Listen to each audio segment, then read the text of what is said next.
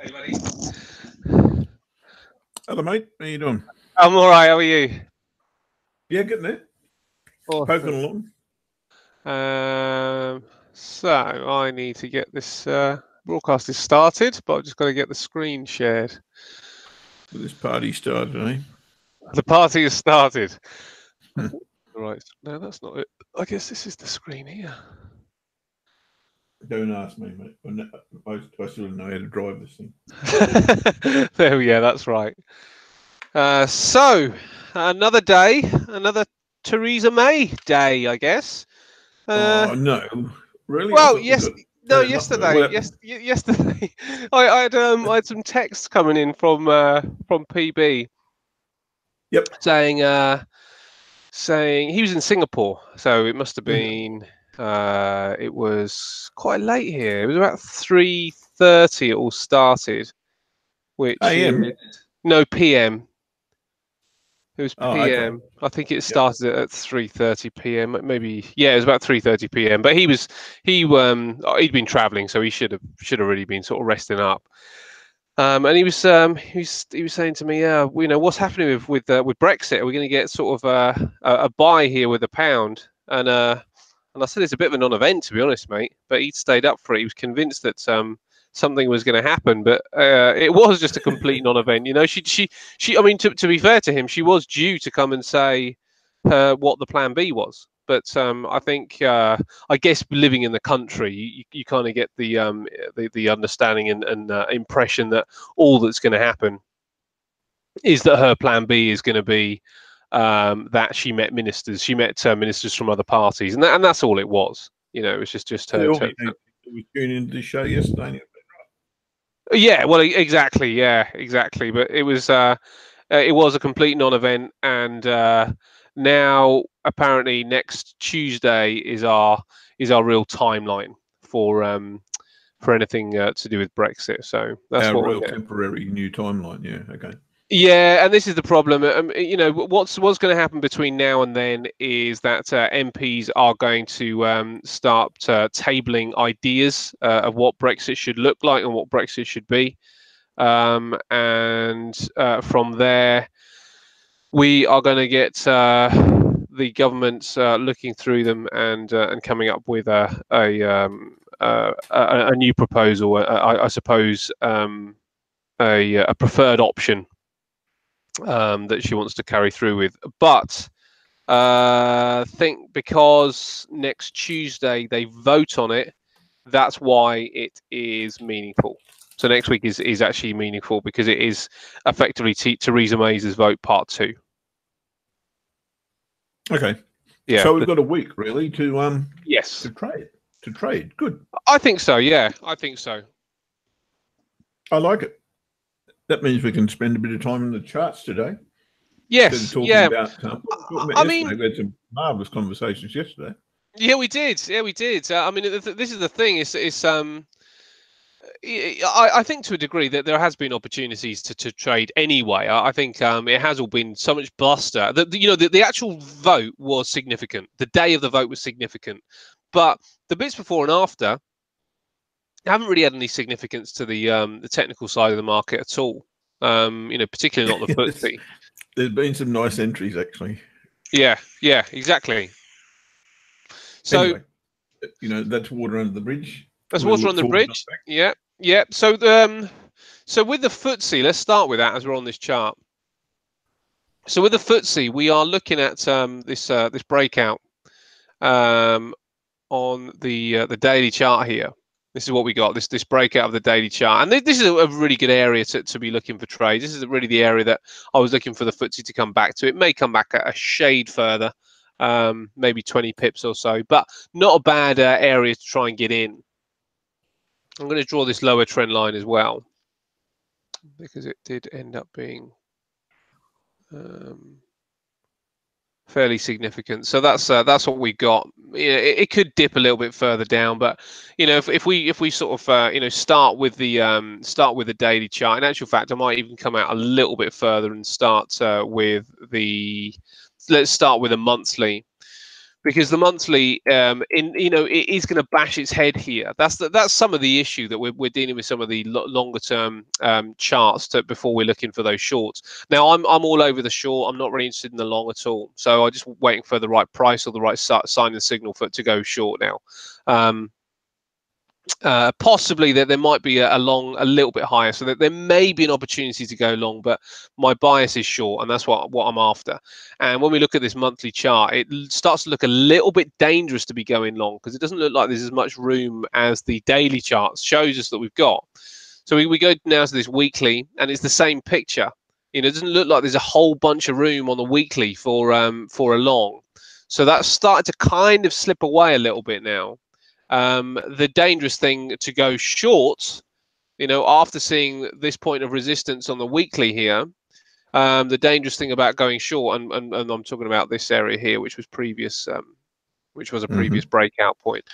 But the dangerous thing about going short already is this this trend line break. So that we've kind of got a little bit of confusion and a little bit of mixed picture coming in from the charts here.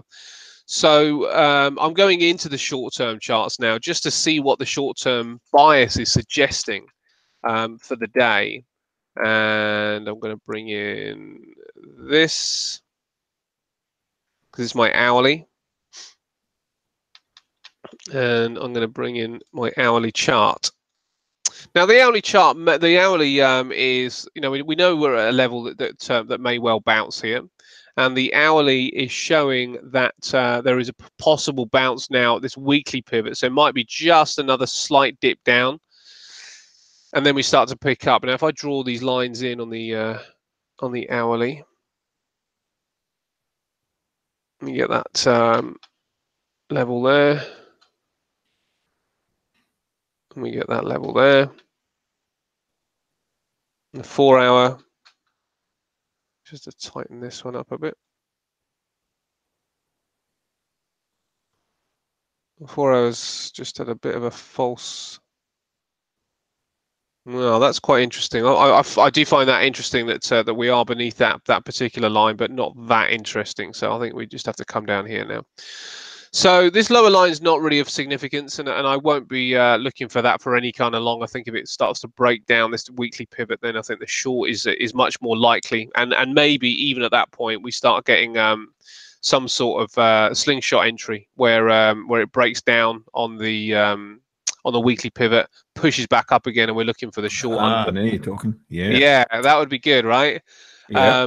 So that would be a 4 hour slingshot setup. Hopefully, I'm getting that right.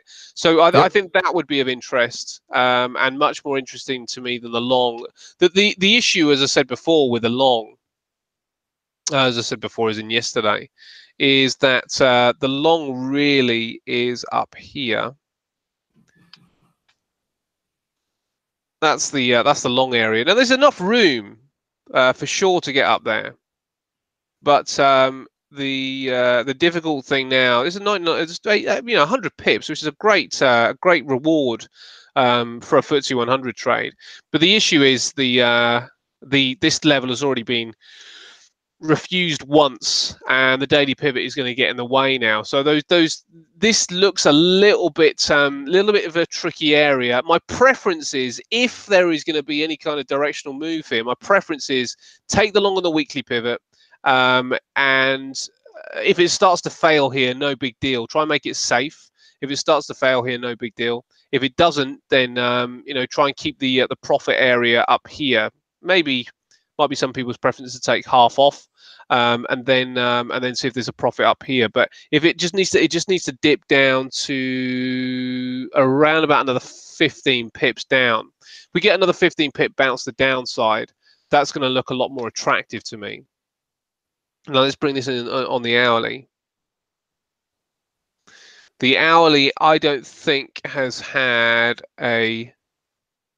I mean, it's not too bad. It's been close, but maybe not close enough to give me that trade. So I'm not going to take the long at this particular point, no matter what the really short-term charts show. This is the 15, and the 15 is suggesting that there's a little area here that probably needs to break. Yeah, it looks like there's a little area here that would need to break from to move back to the upside. And the 5 is kind of suggesting something similar. Looks like we've got something here. So it's really sort of like coming right down to the 5 that we really see where there's a little bit of resistance here, but I think that there might just be a pop and drop rather than anything else. So I want to see that weekly pivot, I think, and if I can see that weekly pivot, then I will take a trade. If I don't see the weekly pivot, then I'm quite happy to let it go if it goes, or enjoy the fact that I'm not in it because it gets rather choppy again, as it did yesterday. We need to check news because that may well shape whether it's going to go anywhere. A little bit frustrating that it didn't get to the weekly pivot already, eh? Yes, it is. Yes, it is frustrating. It means that's now a concern rather than it being an assistance or an asset. That's the thing, and you know what? I'd be happy normally just to take a trade off the fact that we were in an area here if the market was particularly strong, but it's really I've still got the kind of the sense that right now we're looking at a market which is retracing. It looks like a sell the rip kind of scenario rather than buy the dip. So because of that, and I'm talking about the longer term picture on this, obviously. So the longer term picture on the FTSE is still, sell the rip rather than buy the dip. And until we kind of get through these trend lines significantly, then that's not going to be of interest to me. There's obviously this other area up here which could turn into a longer term inverted head and shoulders. You can see that that's a pretty nice left shoulder head coming down here, which means that we could meander around for quite a few months. I mean, this one took I'm going to get what I need there. Let's get rid of that.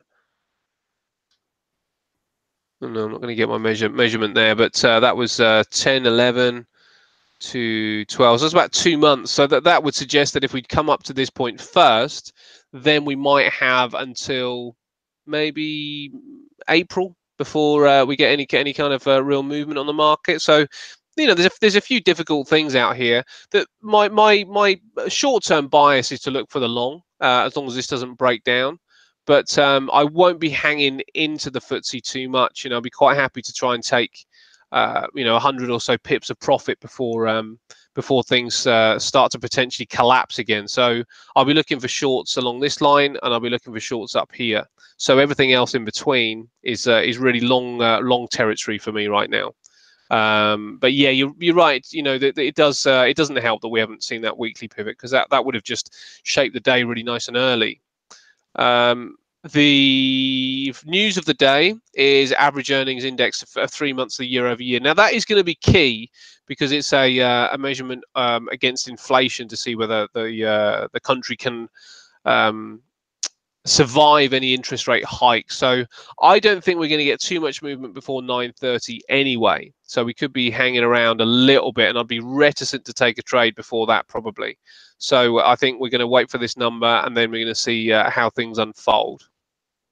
Yeah, it's a pain in the ass, really. We're free to trade today on cable, and now we've got to wait for this news. And Yes.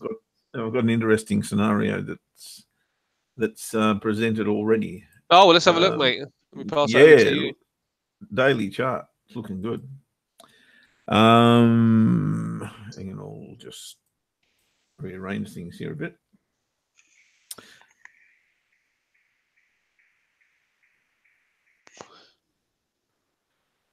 There we go.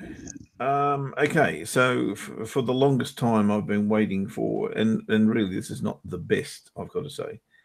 I've been waiting for something to convert off this double bottom, big bullish engulfing bar, big hammer if you like, and a significant higher low.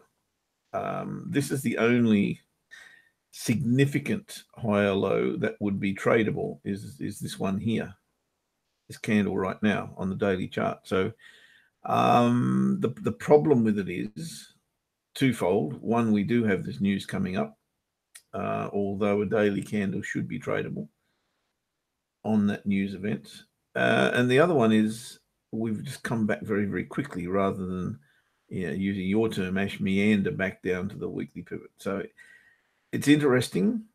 Is it compelling is the question to go long here, trading long above that bar. I am going to reassess that after the news, but at this point in time, I'll stick to the 4-hour chart and see what that delivers. So I'd like to see price give me something again off the daily, off the weekly pivot. That would be cool. The interesting part here on the 4-hour chart is that I've got a double cross of the weekly pivot going the opposite direction. That's enough to temper my my eagerness to trade cable at the moment, as is the news. So I'm happy to wait, and if we get something after the news event that looks good, then we'll happily trade that. But it does look interesting. We got triggered into that Aussie yen trade. We've taken profit on that. Nice. That's the one from yesterday. Took the longest time, actually. We got triggered in and then went into consolidation straight away on the pivots, as is not uncommon. But eventually we have had this breakdown below the pivots. We're now at this trend line, and that'll be the tail of the tape, I think, today. I've moved my stop from where it was above here to above the pivots. So we've taken profit here. We can't lose on the trade, so we're safe. And we've got a good chance here, I think. If we can get through this level, there may well be some downside to Aussie yen. Nice. So you're just going to stick with that and see if you can keep it in the market and rolling. Yeah, look, I've got no intention to take any profit till probably down here somewhere, around about the 75.30 mark. So we've got about, from where we are now, about 250 pips. Nice. Before I'll think about taking profit on that one. Oh, that would be a good trade, wouldn't it? Be handy, mate. Yeah, I would be more than happy with that. And I think it's absolutely possible. Absolutely possible. So, as I said, we may have been a bit early on this trade because we didn't get that monthly pivot test. Goes back to what I was saying about you and the weekly pivot, mate. And it is frustrating when that happens because you are expecting that to be tested, but you also don't want to miss the move. And that's kind of where I was at when I took this trade. Yeah. But it still wouldn't surprise me if we duck back up here. And that's why I've tightened up my stop. I don't want to give this much room because it can definitely come back to here and come back with a vengeance. Yeah. And I'll look to short it again if that's the case. But so interestingly, you're looking for a little bit of risk off today, really. Well, look, I was kind of wondering what had happened overnight. And pardon me, I figured yesterday was going to be that situation where we got a good handle on what was taking place. And for that reason, I was looking for risk off. And I kind of nearly got talked through the, I guess, scenario that we were thinking there won't be much happen, or certainly you were thinking it won't be much happen. It nearly talked me out of risk on mentality. So I thought, risk off mentality. So I thought that through long and hard. And I thought, no, if I miss this, then I'll be pretty pissed. So I kept it on, and then it went against me, of course, as soon as we triggered in. And that kind of puts more doubt in your mind. Okay, are we risk on? Are we risk off? But look, I still think we're risk off at this point, and that hasn't followed through yet. Let's see if it does, and if it does, happy days. I thought If we had a resolution with Plan B, then we'd be back to risk on perhaps. But I still think we'd probably risk off until that comes through next week now. Yeah, yeah. So if we can last a week in this, there's every chance we will get down to here. Yeah. If so, happy days. Yeah, yeah, absolutely. I mean, I will need to get on top of the news, which I will quickly do. The current news, rolling news, I should call it maybe. Euro's at an interesting point too, mate. Yeah, so what happened with all that? Oh, yeah, I see. Yes, now we're at that level we were talking about. Mm-hmm. So this is kind of the line in the sand. Well, it's not really the line in the sand. This level here is the dark grey area here is the line in the sand for me. But I think if I saw a hint of a higher low here based on this candle, I'd be willing to take this long. Oh, everyone's going, you idiot. Don't do that. But I will. I definitely will. I think this is due a retracement technically, if nothing else. Yeah. We've had a very, very swift fall, a little bit of a support at the top of that range that I've got here, the dark grey line. But yeah, I reckon we're in for a bounce here, and I'll be targeting weekly pivot, monthly pivot if I can actually get in. 4-hour chart and the smaller time frames are going to be very, very similar. That's a nice looking bar, but I don't know if I can trade there. Maybe I can on the 4-hour chart. I'll have a look at it. There appears to be room.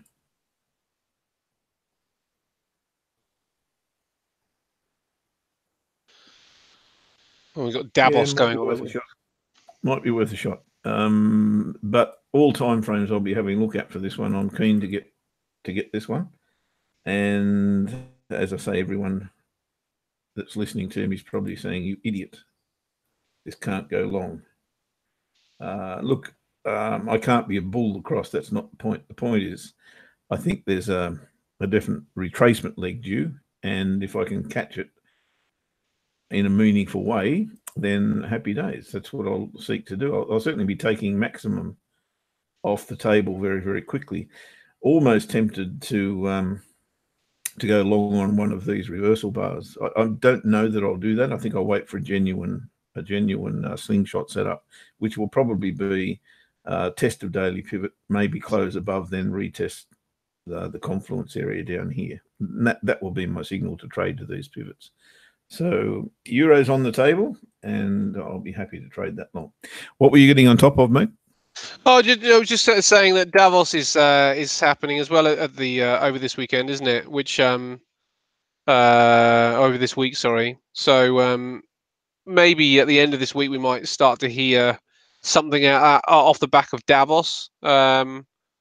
My memory doesn't serve me that well when it comes down to Davos, whether it does become some sort of meaningful event. I don't think it, from vague memory, I don't think it does. I don't think it becomes that meaningful. I don't think they usually disclose too much information, but maybe it will. I don't know. I'm not sure whether we have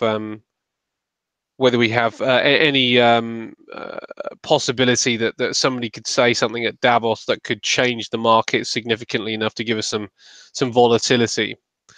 Because that's really the other problem, is that there does seem to be a little bit of a lack of conviction on either side today so far, and the same yesterday. Yeah, look, I think whatever's said, if it doesn't relate to Brexit, it's probably not going to. It's not going to trump Brexit. I'll put it that way.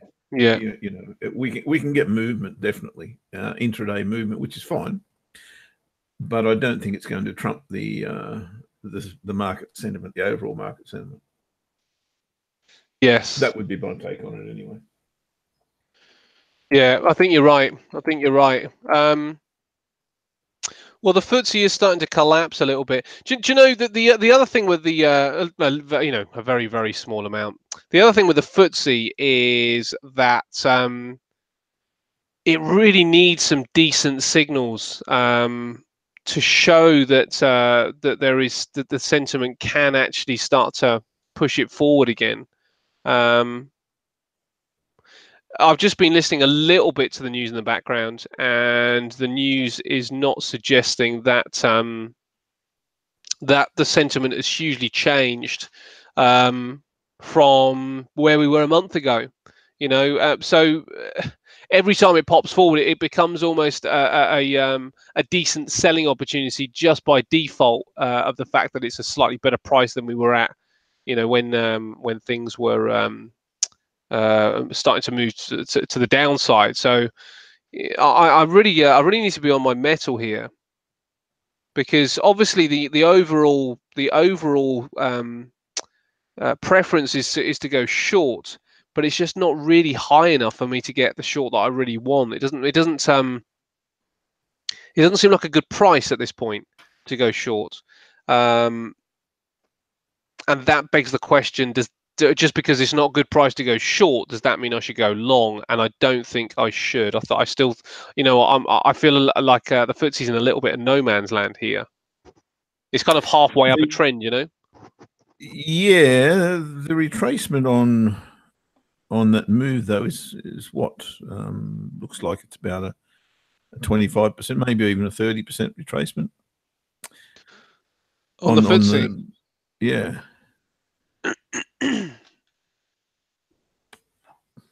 Well, this coming down here from the bottom, yeah, from the hammer. Let's have a look. So I reckon the weekly pivot there is going to be a substantial level, isn't it? Not quite. Yeah, close enough though. Close enough. Especially if you were to take this on the daily chart. So let me see what it is. I mean, it's hard to see it not going there. For mine. Yeah, actually the daily chart wouldn't actually have the hammer. The daily chart is more from 73 to 29. So 73 to 29 means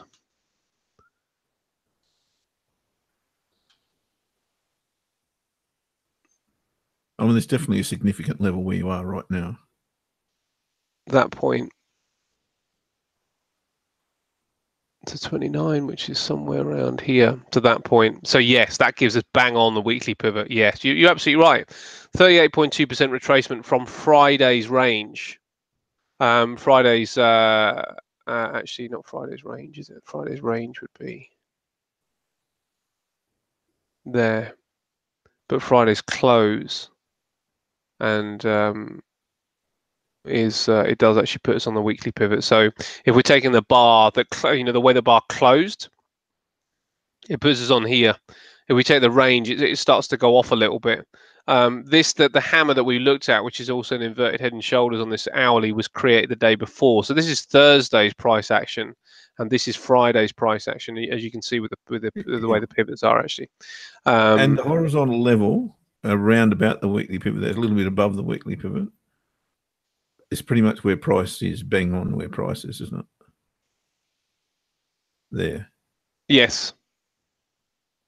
Yeah. Absolutely. I need to see it dig this out though. That's the thing, and I wouldn't mind seeing a break below the weekly pivot, because at least then we get something similar to we had here, where it breaks below and then actually does give us a right shoulder. But I've got to see this dig its heels at some point, rather than just continuing to kind of drift and meander, because it could just kind of go down, up a bit, down a bit, up a bit, down a bit, and just flip flop around. I mean, certainly before 9:30, I've got at least an hour and a half, regardless. I wouldn't want to trade this before those average earnings are out, because that will affect the FTSE. Let's have a look at the pound on the shorter term. So the FTSE is about to open in 10 seconds. Let's just quickly check the open out and see what the first 15 minutes Sure. start to show anyway. And here we go. We are open. The market is open, and let's just check this first bar and see where the confidence lies. I wouldn't trade the hourly actually. Actually, is that an hourly trade there? Well, there could be.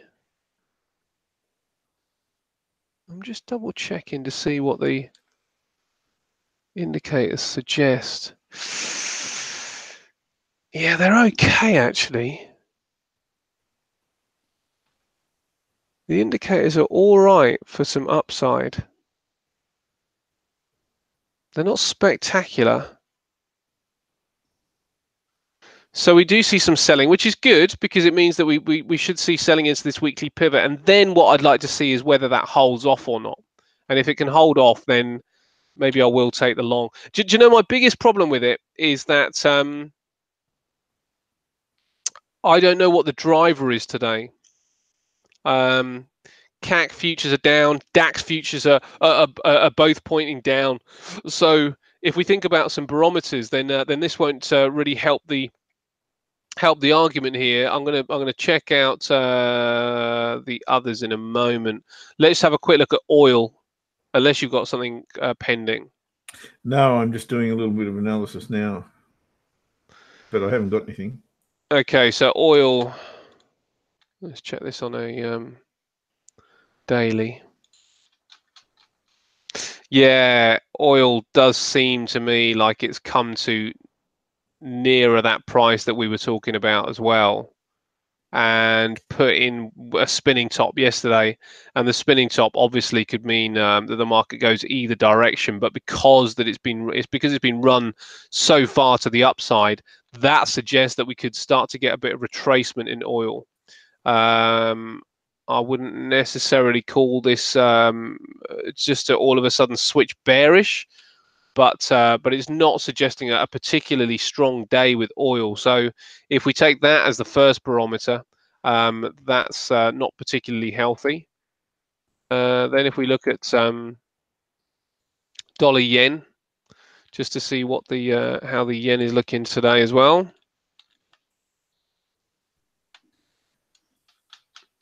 I think the yen is a little bit stronger today.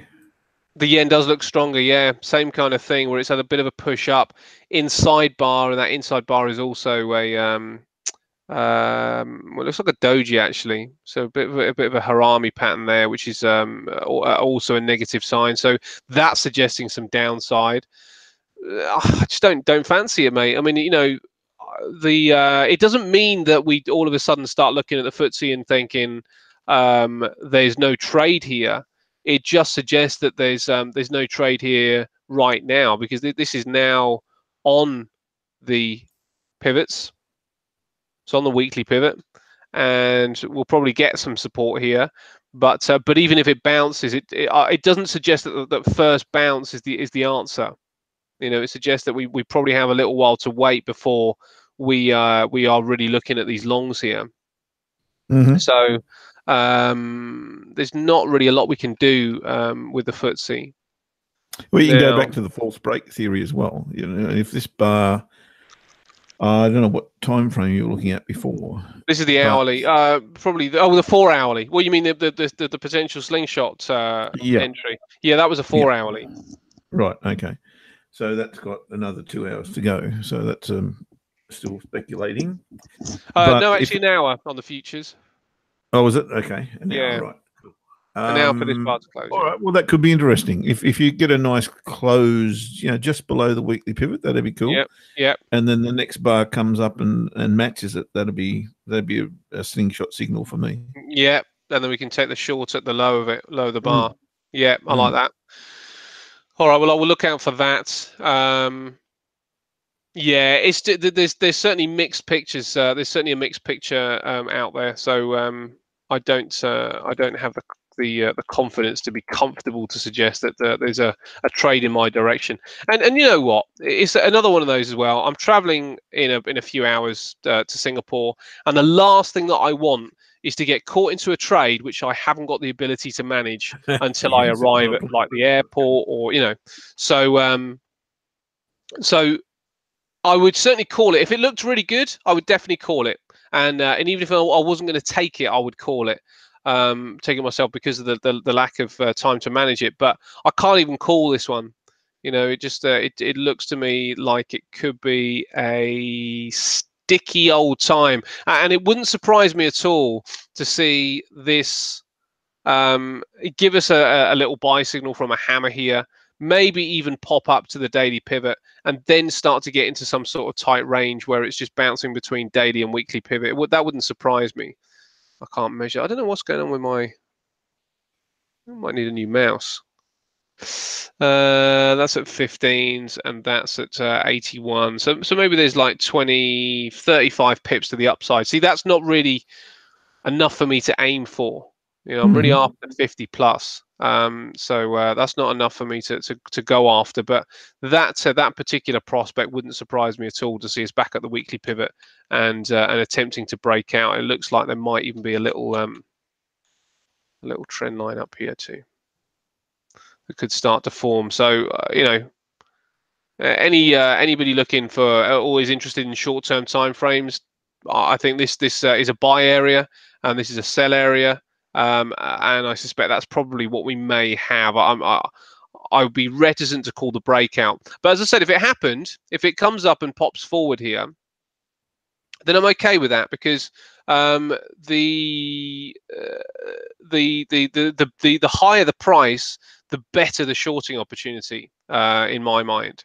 So I'm happy for this to do whatever it needs to do for the next day or so, as long as it moves somewhere would be good.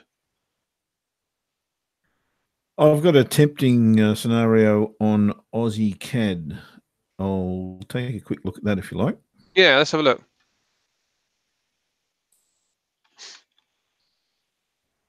Okay, we've had a break of this trend line and the daily pivot. We've had a retest of the daily pivot, but failed to go short, didn't put in a lower low.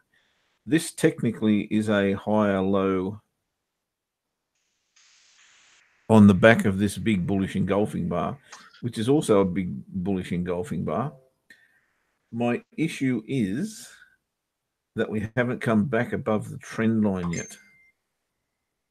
But it's very, very tempting to call this early. If this were to be a close here rather than a high, and the same bar, we got the same bar coming from above the trend line, I'd be all over this. But I think it's just a tad early. It's very, very tempting though to preempt this long, maybe even back to the weekly pivot, which would give us a little better than 1-to-1, I think. Yeah, no, it's not really that sweet, is it? Yeah, it's there though. Yeah. But yeah, it's one of those things. Again, there's probably going to be something better later on, so let's wait for that. Although, again, technically, we've got a bullish engulfing bar and another bullish engulfing bar. That is a higher low, so that's suggesting to me that there's some upside here. It is. You just had a look at oil, didn't you, and found that oil was possibly on a retrace. Where to? Let me see. Oh, we talked about this yesterday, weren't we? Down to the weekly pivot. We were talking about. That's not the way I wanted to go. That's the way I wanted to go. Yeah, so that looks on the cards. That could drag the CAD with it. So Aussie CAD long, or anything CAD long, doesn't seem such a weird idea. But again, I've got this scenario that I said yesterday, had I been trading at the time, which was Friday, this is Thursday's bar. Had I been trading at the time on Friday, I probably would have taken this short. So I'm really getting mixed signals here again. And I'm probably just keen, because we're expecting CAD to follow oil and oil to go short-term short down to the weekly pivot. That's probably why I'm looking at this and thinking, maybe I need to get in here. But we'll wait until we get the right signal. The right signal is break above here, then retest the confluence area, and then go long. So I'll hang on to that one, mate, and stay where I am. Okay. So nothing for you right now, then, really. Look, I think there's ample opportunity, to be fair. Let's have a look at the Aussie, which we haven't really done on a shorter term time. Well, actually, we haven't done it at all. We're looking at Aussie yen. This appears to have gone too far for me to trade at this point. I would need to see definitely a pullback. I can't go short. And if you were going to go short, you probably would have done that a lot earlier today on a different strategy, but not for me. Aussie yen we know about, we're already in. If we're not in that one, then we are at a nice place to trade. There's no doubt about that. If you're thinking short here, you're okay to go. We've had a break, retest, and retest, if you like, or retest from below of the daily pivot. I don't know that I'd like to jump in short here. If I wasn't short, I've got to say, I'd rather see a retracement on this move before I did that. But that said, we've had a little bit of consolidation on the 30-minute chart. There's absolutely no reason why this can't continue. I wouldn't trade it because we're below DS2. And when we're below DS2, I just shut up shop and don't trade on the 30-minute chart. So for me, there's no way I could trade this short right now, similar to the Aussie. Aussie Kiwi, I'm actually waiting on this to show me something. Pardon me. If I see, similar to what you're looking at on the FTSE really, Ash, if I got below this level here, the weekly pivot and the trend line, which was broken and now consolidated above, if we were to come back here and then get a bull bar that came back and retested the weekly pivot and or the trend line, that would entice me to go short. I don't know that I'm that keen, but yeah, I'd certainly have a look at it, that's for sure. Aussie CAD we've spoken about. Dollar yen, we were talking weekly pivot, and I don't know that I can see a way to do that. That appears to have gone a bit far for me. What can I see? Not much at all, really. Maybe there's something through here. If we've got a retracement back to here, then I could look for something, maybe a false break back underneath, retest and go to the weekly pivot. That would be okay. I'd be happy with that on dollar yen. The real thing, the euro, there's the first sign that there is potential retracement on here. What do I need to see? That line there is a 4-hour chart, so it really doesn't interest me too much. If I was a scalper, I'd already be in this, wouldn't I?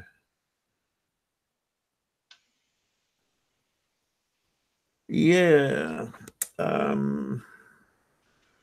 I'd be happy with, let me get rid of that so we don't confuse things.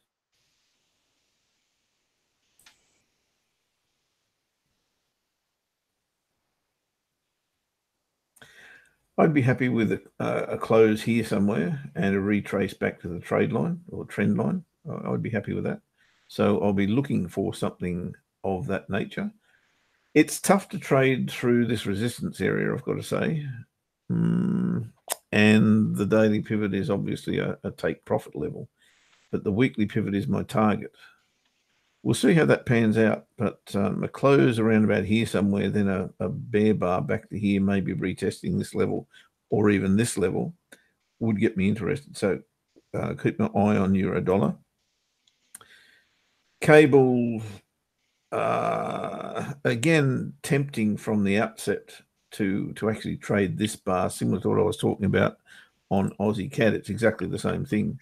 That would have been triggered, by the way, had we taken that. This is the same scenario where we haven't yet come back above the broken trend line, and that's what I'll be waiting for. I'll be waiting for that to happen.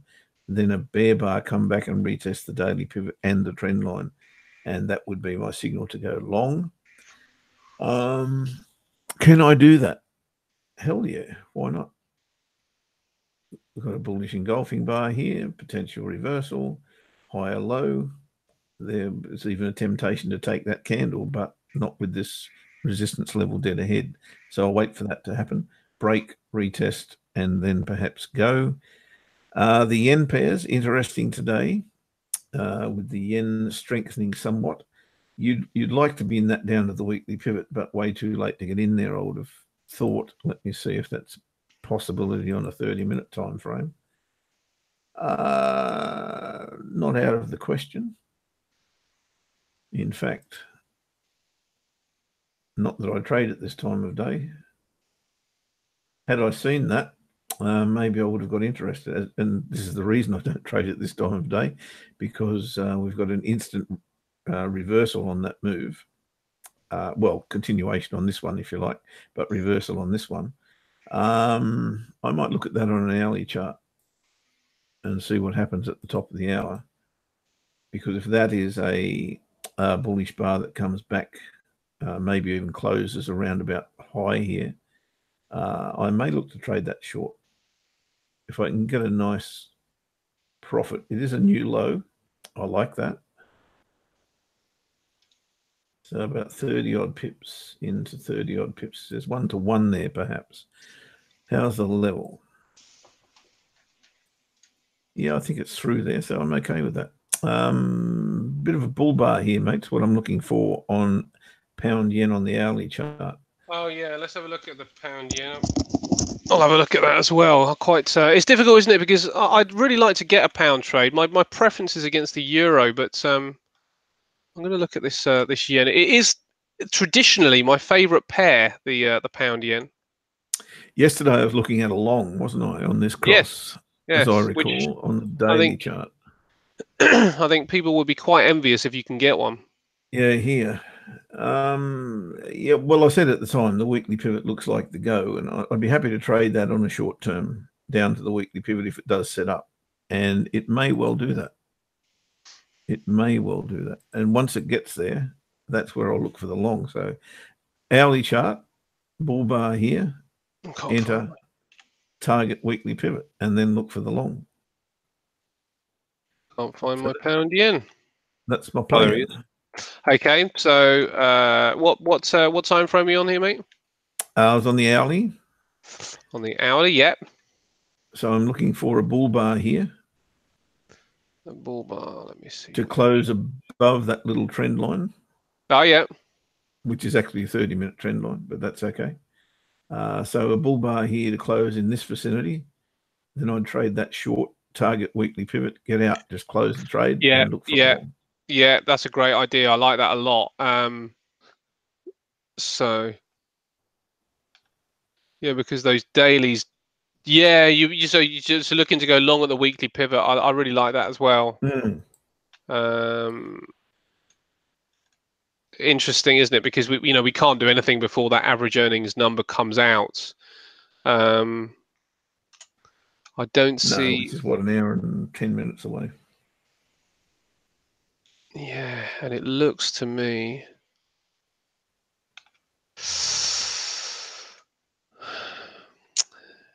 You see that? You see the fourth, the daily fourth of the bar on the 4th of the 4th of January.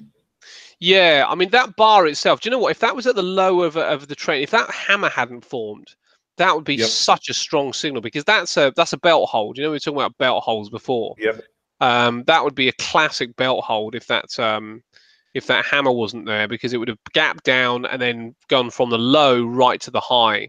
But I like that as an area to start a trend line potential as well. So 4th joining to the bottom of the 15th, which suggests that we are waiting until the end of the month if we are going to see that trend line come in conjunction with. Well, you got a trend line up here. Let me see what you got. No, I don't like it from the hammer. I prefer it from where that belt hold kind of looking bar would be. Yeah, from there, and then the 15th. The 15th being, where's the 15th? That keep coming down. There. Is that the 15th? Okay. Yeah, that low there is the 15th. I like that, and if you sort of like do some sort of time frame analysis on that, it suggests that that could be the 27th if it's going to be in conjunction with an area of support, or it could be the if we want to wait for the weekly pivot to go have some confluence with the trend line, then it's going to be the 31st.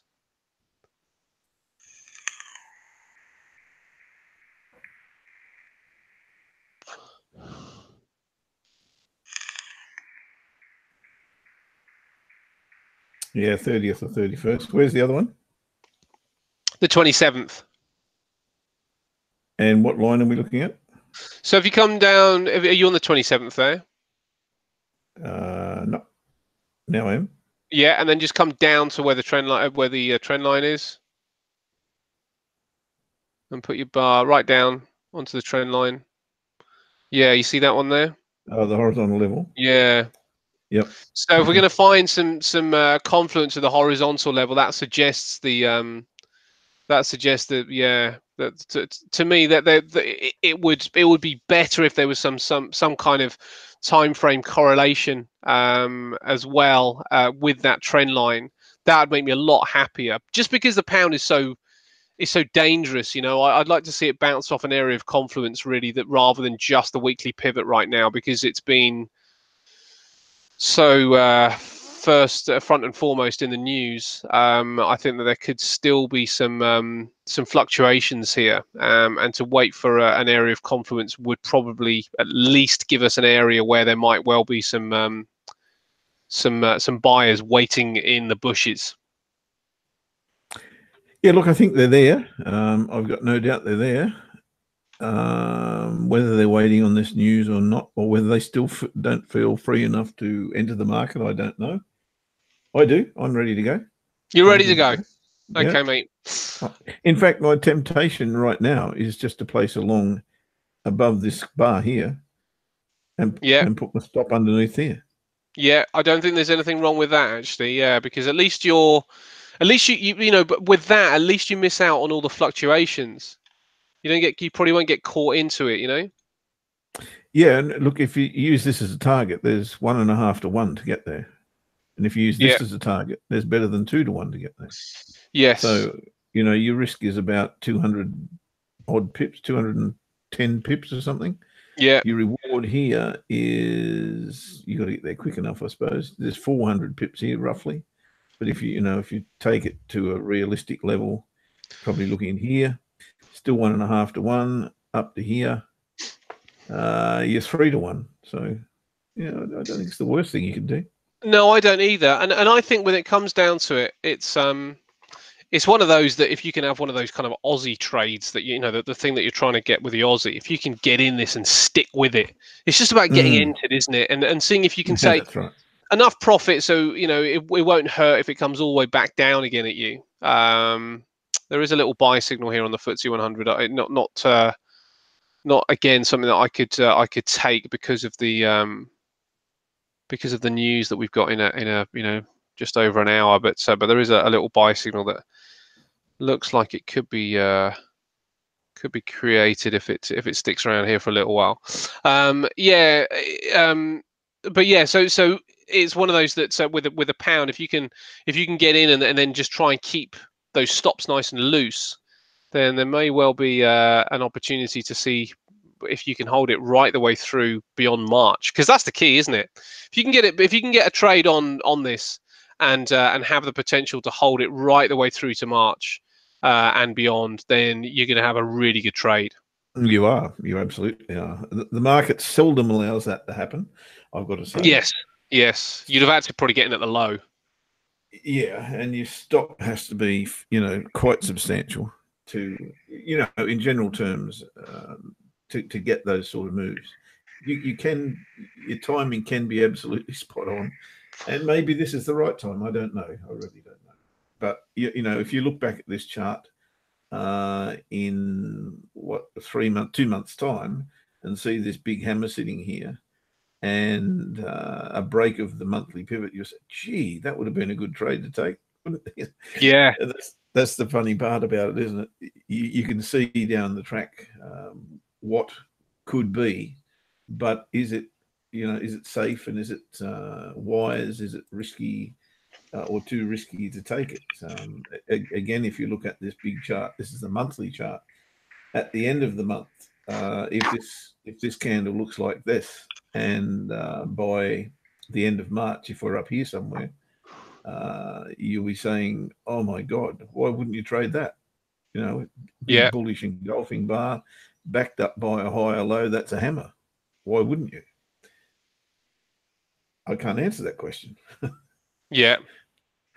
You know, the answer is exactly why wouldn't you? And the answer to the answer, if you like, is because it's still risky to do so. And if things go belly up, then the pound's down here, and your stop's not worth tuppence. You know. Yeah. Yeah. So, and that's the issue you've got. You're really still speculating on the result of Brexit. Really. Yeah. Yeah. Today. Very, very problematic. Just having a brief look. 1,200 pips into 5,000, maybe. Let's say 4-1. I don't know that the reward's that great on that bar right there. No, it's not actually, is it? To take that risk. Say it like that.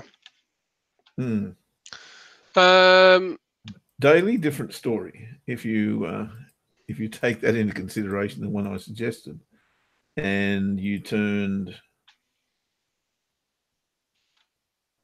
200 pips into, what did I say? 1,200. No, it's more than that. I was being extremely optimistic, of course. Well, let's say in the first instance, yeah, it's nearly 2,000. But if you go the whole hog, it's 5,000. So that becomes a little bit more interesting, doesn't it? It certainly does. But do we ever see? Well, I'll never say never, but do we see the pound going back into the 200s? Well, look, it was there. It was there before. Why not? Yeah, I mean, we'd need a decent deal. You know, if the deal came in and it was a decent deal, then yeah, as you say, why not? But maybe not right now. No, but these are the things, you know, as I said before, if you look at the monthly chart and, oh, this stereo effect's driving me nuts, I've got to say, because I can't see anything clearly. It looks like double vision, doesn't it? Yeah, it's horrible, yeah. You know, let's say you thought the pound was a good sell back in September of 2007, and you got a bearish engulfing bar. Then you got a retracement on that, another bearish engulfing bar. So, gee, that's certainly tradable. Why wouldn't I trade that there? Put my stops here. Risk of 3,000 pips. Reward of 4-1. That's still not that great, is it? No, you're right. No, still not that great. But, you know, if you drill that down to, say, a daily chart back in September of 2007, becomes a different proposition altogether. Yeah. Because you might have a 200 candle that you can turn into 10,000 or 13,000. Sometimes they're the little risks that are worth taking. But yes, you've got to trade through a tumultuous time, and that's the issue, because you can lose more than you've got on the table, and that's the tough part. Yes, absolutely. Well, we got the FTSE 100 attempting to scramble for some upside, and it is on its way to that daily pivot now. Still reticent to go long there, but the Kakaron is down, the DAX is down, the Nikkei was down, the Chinese markets were also, so the Asian sessions are pretty weak. So not really a risk on day on the around the globe. So I wouldn't be that keen on trading the FTSE. I still think we're going to get some traffic here. Now there are half-hourly bars about to close. I don't know if you want to have a quick look at those. Yeah, I am, mate. Absolutely. And then we'll have a quick chat about Bitcoin, because I wouldn't mind having a discussion on Bitcoin. I'm sure there are some people out there that would be interested in how that might trade.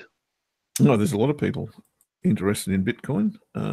You'd be crazy not to have an interest. Whether you've got a vested interest, of course, is another story altogether. Yes. Okay, the Aussie. Yeah, no way I can trade the Aussie at the moment until it does retrace somewhat. I can't go short here under no circumstances. But it looks like, and I agree with you, it looks like it is a risk-off day. And if that's the case, we've got that one covered with Aussie yen short, and that should be okay. A little close below that trend line, which is minutely of interest, but it's the 4-hour bar that will tell the story here, and we've got an hour and a half before that will show its face. So if we do get a close below that level on the 4-hourly, I'll be feeling pretty good about this trade, and I think target is not out of the question. Aussie Kiwi.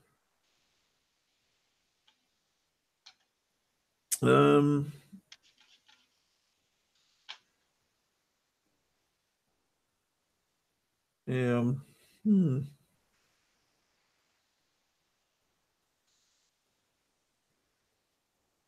I was looking at this case scenario here, the break and retest of the daily pivot, and I'm kind of looking for an area to get short here in search of another lower high. But I don't see any opportunity for that off my chart at the moment to trade, that is. The only opportunity may come through here. So a retracement back to this level, and we'll look for a signal there, but there's nothing there at the moment. Aussie CAD, pretty pleased that we didn't take that preemptive move long here. That would have been, well, not quite disastrous yet, but it's got the disaster about it. It's only the us missing. That would have been a very, very ordinary trade to take. And that's the reason we don't take them, you see. When it's resistance, resistance, resistance, resistance, that's kind of telling you something. And it's time to just wait for that resistance to break. You may miss the trade, of course. And if that's the case, happy days. You just wait for the next opportunity. But this was clearly not the time to go long. We'll wait and see how that pans out, though. It could change later in the day. Dollar yen, nothing here for me to do right now. I'm looking for some confluence area, and there's absolutely nothing in the middle of no man's land. The euro, same as the Aussie, we have to wait for this to break back, get back above here. If I look at this on a longer time frame, which is the 4-hour chart, it may look like a continuation a little bit later. So a bull bar here in 86 minutes. In particular, I suppose if it tested the daily pivot, that would be a short. Hate going short on a 4-hour bar. It's not, no, I've probably got room for profit actually before DS2. No, I haven't. I'll have a look at it in about 90 minutes' time. If that is a bullish decisive bar, and I'll go a little bit tighter. And closes, even on this confluence area of 113.65, as I've got it, it's actually 113.60, the level. I must change that. It's a template from, and I can't change it. It's on the template. Okay. If we hit that confluence area or the daily pivot with a bull bar in the next 85 minutes, that would be tempting to take short. In fact, I would take that, but I'd be looking for profit fairly quickly. Yeah. Cable, same. We've got to get it back above here if we are to think long on the 30-minute chart. Too risky to trade into this confluence. No thanks. Let it break, let it retest, then look for a long. But you want to be taking profit again pretty quickly here. Euro pound. Euro pound's been on a very big waterfall over the last week and a half to 3 weeks, really. Since we got this big rejection bar, got a retracement on that, another inverted hammer almost, and then bang, away she went. We were looking for ways to get into this around this time, but I couldn't find one. And there's been really very, very little opportunity since.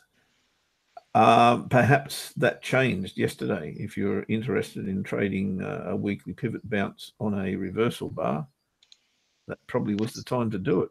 Let me have a look at the 4-hour chart on that.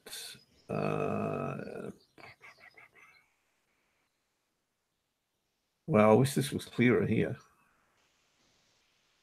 If this was clearer here, I'd be looking to trade this long, but not into the daily pivot again. Too risky. Yeah, look, I'm getting mixed signals here. Really am. On euro pound, I know that you're keen on it short, mate, and I know that a lot of people are keen on it short. Yeah. I'm not convinced. I'm not really convinced by this chart just yet. Although I could, you know, if you are a bear, then I can see ways that you'd be confirming that, especially if you got a reversal bar today off the daily pivot. That would look fairly conclusive to me. Yeah, I feel my euro pound, I feel like it's a bit of a missed opportunity, actually. It was a difficult one. I really wanted that monthly pivot, and I should have just taken the plunge on that. The problem was it was all around that vote, and it did what I anticipated, but I wasn't watching the charts. I don't know what the spread would have been, but so it probably would have been quite wide. But I probably should have just I probably should have just backed. Well, I should have, looking at this, I should have just backed myself and gone for that monthly pivot, because what I would have wanted with this is for it to fail at the monthly pivot and then just hang on and see if it would it turn into a decent trade. Because the way that I view the pound is that if we can get the best possible price, obviously get those stops to break even as soon as possible, and then ignore it. And see if there's money to be made, because it may still be a little bit early. We've only got 2 months effectively, but that might, there's still quite a few trading days in between now and then, and there still could be a few twists and turns in the road before we start to see the pound really start to be into a buying area. Just a quick update from Davos.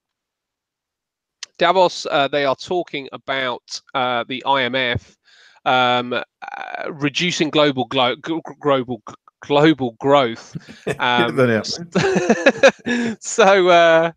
So it doesn't look good. The fundamentals still look pretty weak out there, and that wouldn't suggest to me that going long on the FTSE, even though I'd like a higher price, would be wise.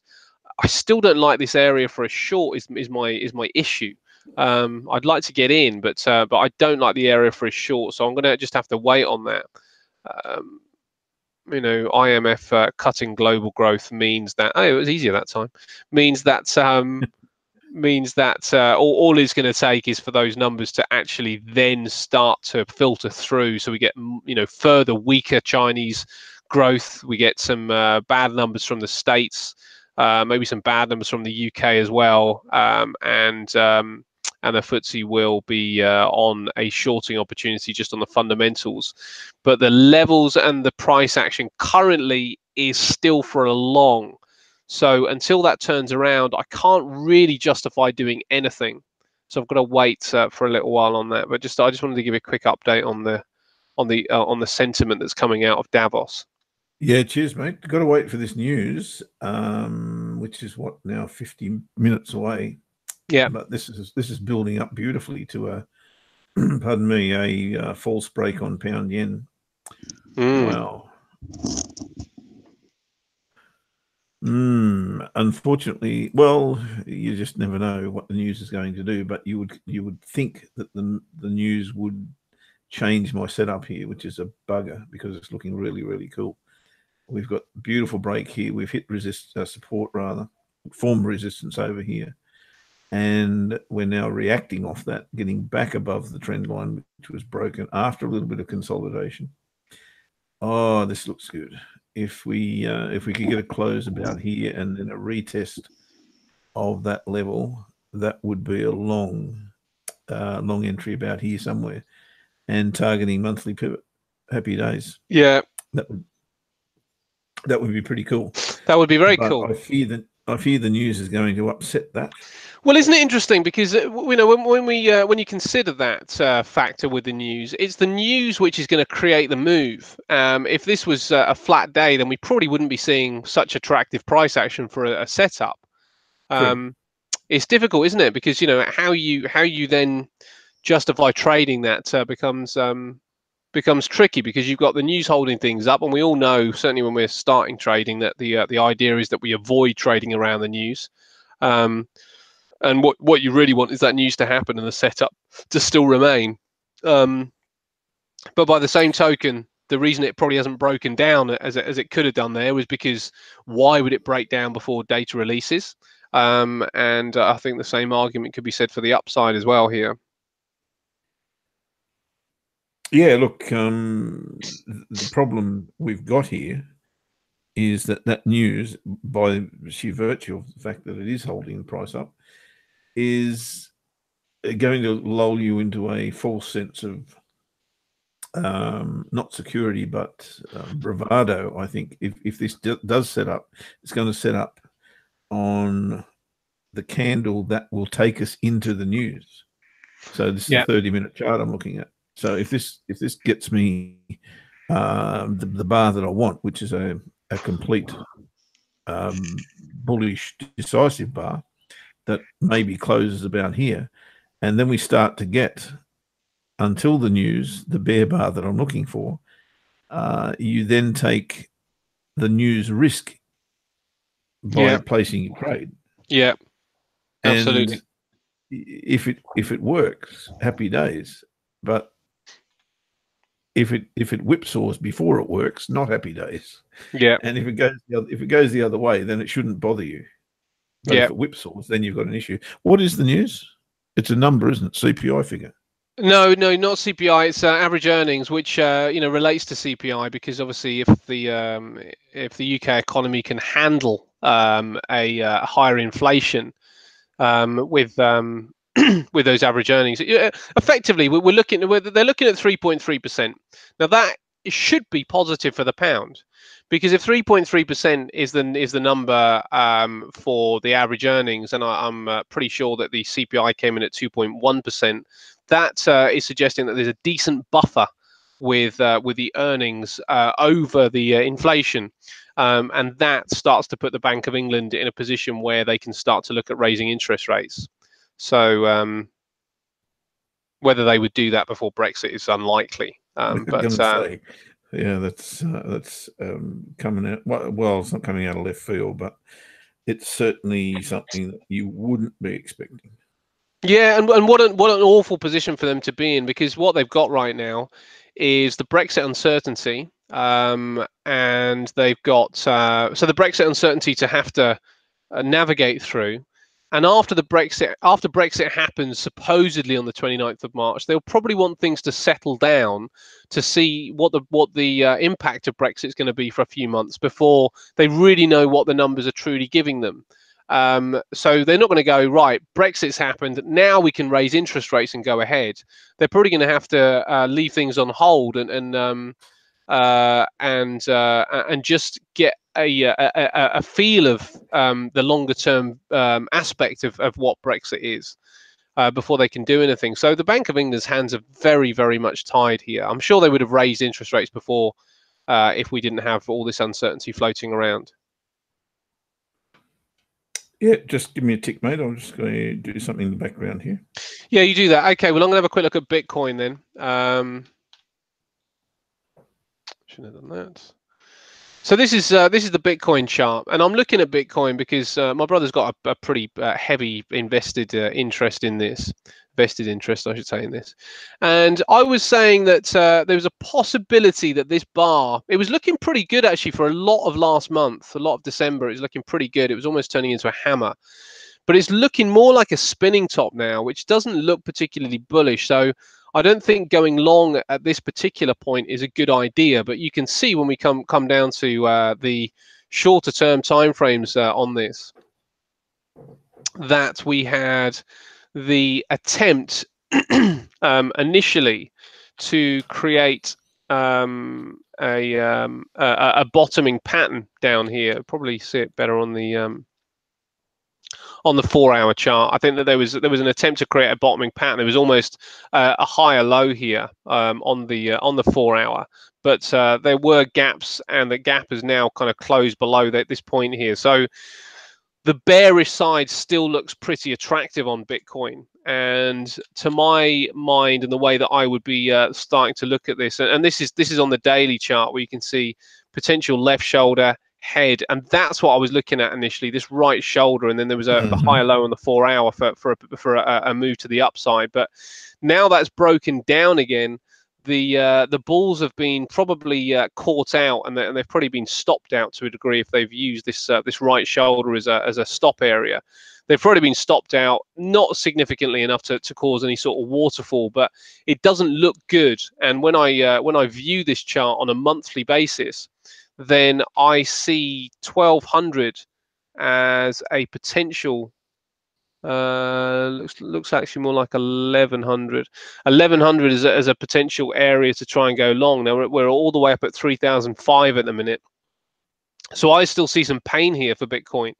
I don't see Bitcoin really managing to catch a bid at this stage. It's possible that it does carve out another bottoming pattern here, but that's still quite some distance between this point and this point, and that wouldn't really be that wouldn't be that attractive for me to be thinking now's the time to take a long. But I reckon if it comes down to this point, as much as I'm not a Bitcoin trader, I'd probably be quite keen on it. You know, if it comes down to 1100, I think I'd be kind of keen on Bitcoin. I did hear somebody yesterday calling for 2000, but I think there might even be lower than that. 2000 leaves us about there, and I don't see what they are looking at really there. I mean, to be fair, this is still fairly weak, but at least it did actually create the initial burst in Bitcoin before it was rejected and then started to break through. So I think if Bitcoin comes down to 1100, then I may well be interested to get on top of this one. If you bought at 1100 before and sold at 20,000, you'd probably be interested again, I should imagine. Absolutely, and this is the thing, isn't it? Because let's say you've got $5,000 just kind of like sitting around doing nothing, and you managed, or 5,500. Then you managed to buy 5 of these little critters, and it goes all the way to 20,000 again, and possibly even beyond. Then you've made $100,000 off a $5,500 investment, which is very, very attractive when you look at it that way.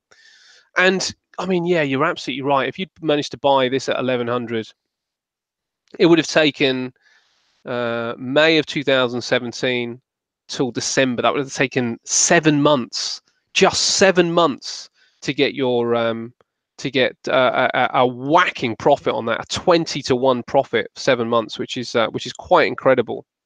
Yeah, two problems. One is I didn't, and the other is there's still no intrinsic value to it, and that's the issue for me. Yeah. No, do you know what's interesting? Richard Branson has now sold out of Virgin, and he's put quite a large investment. Yeah, it's only recently happened, but I mean, he'd been kind of reducing his holding on it, for quite some time. But he's completely sold out of it, and this only happened a week or so ago. But he's been really interested in Bitcoin, and it sounds like he's put quite a lot of investment into Bitcoin and Bitcoin technology. Now, if you're Richard Branson with the deep pockets he's got, then you just want it to be cheap. You're not really bothered whether you find the low or not. You just kind of like want to find somewhere which could potentially be a low, because all he'll do is he'll hit it here, and then he'll hit it again at the next level, then he'll hit it again at the next level, because in his mind, he's confident that this is going higher.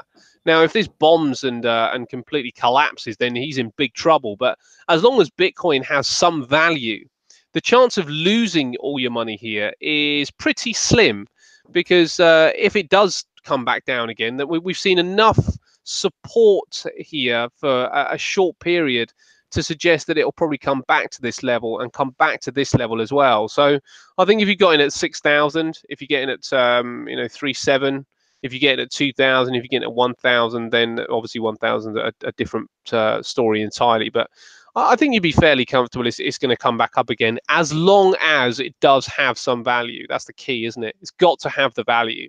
I don't know what it is. I don't really understand enough about blockchain technology. But I understand the charts, and I understand that I've seen enough on Bitcoin to suggest that the imagination would give us that value. And truthfully speaking, that's all money is, isn't it? It's just whether you've got enough people that have an imagined value that suggests that you can go into a shop and say, I want to buy that pig. You're probably not going to buy it from a shop, but you're going to go and say, I'm going to buy that pig, and that pig is worth $20, and this is your $20. And then you go into a shop in Dubai, and you say, I want that pig, and it's worth again $20, obviously with the exchange rate. So there isn't a kind of intrinsic value with currencies, but only because we imagine it to have value. Because when it's still a perceived value at the end of the day, isn't it?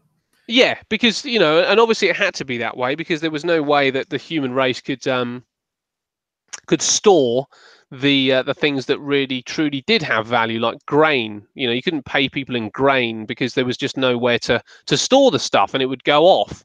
So they had to find something else that would people say 5 shells is worth the same as 2 bags of grain now.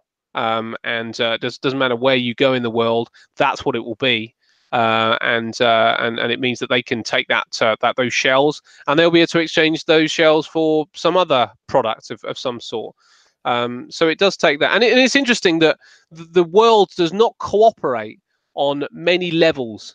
But when it comes down to money, it's the one thing that that you have worldwide. It manages to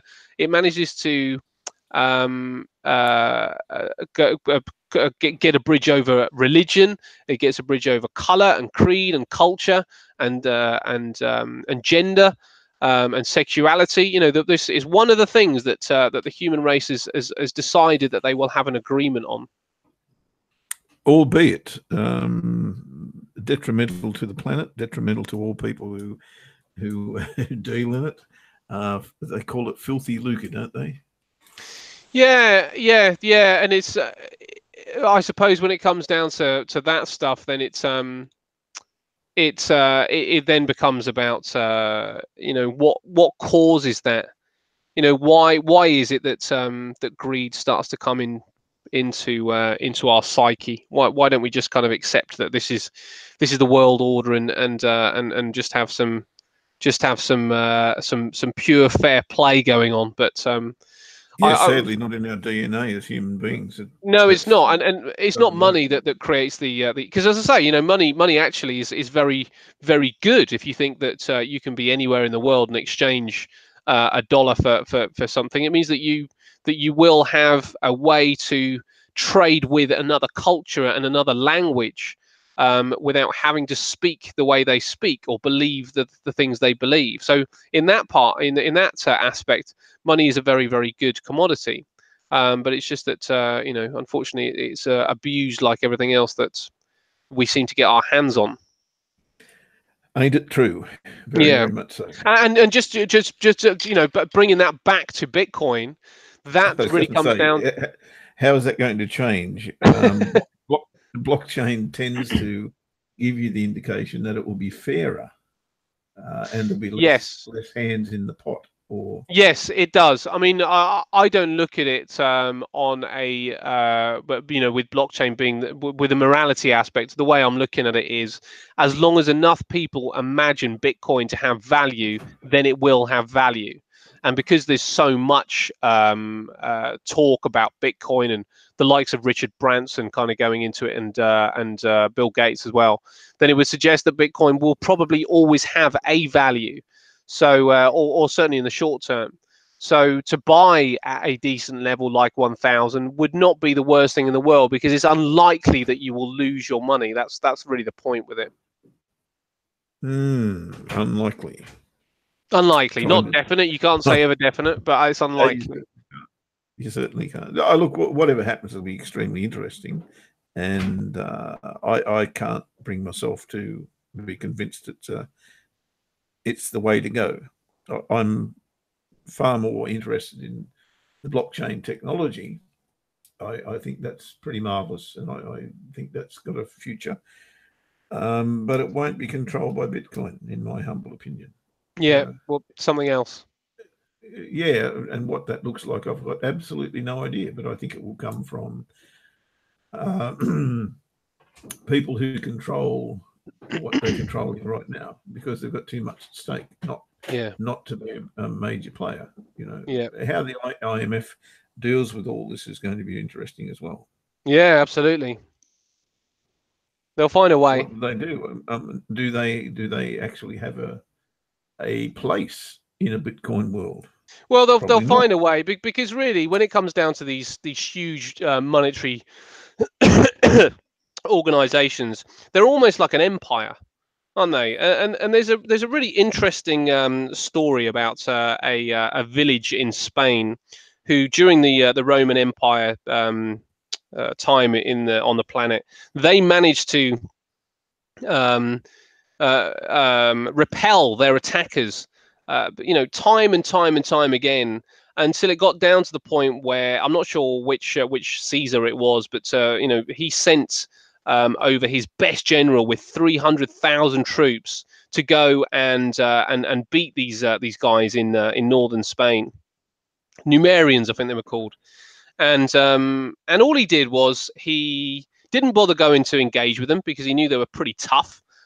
He just made sure with his numbers that he put little posts and fortresses all around the outskirts of their city just to cut off their food supply. The old classic, really. Yeah, yeah. So when it comes down to it, the point that I'm making is that the people with the biggest muscle, no matter how many times they lose a battle, will eventually win a war. So I don't think when it comes to these monetary funds that they will allow the likes of Bitcoin to beat them.